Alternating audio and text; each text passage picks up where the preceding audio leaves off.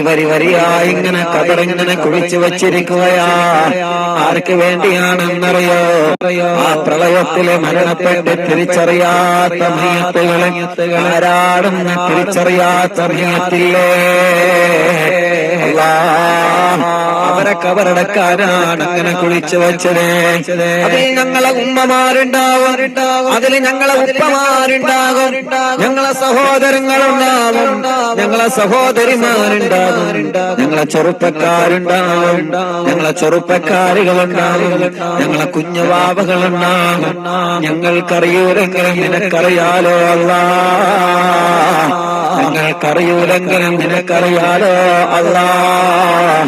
അവരാ മണ്ണേറ്റ് ഇറക്കി വെക്കുമ്പോ അവരെ കബറിടം നീ വിശാലമാക്കണേ അല്ലാ, സ്വർഗത്തിൽ കൊണ്ടോ പാക്കണേ അല്ലാ.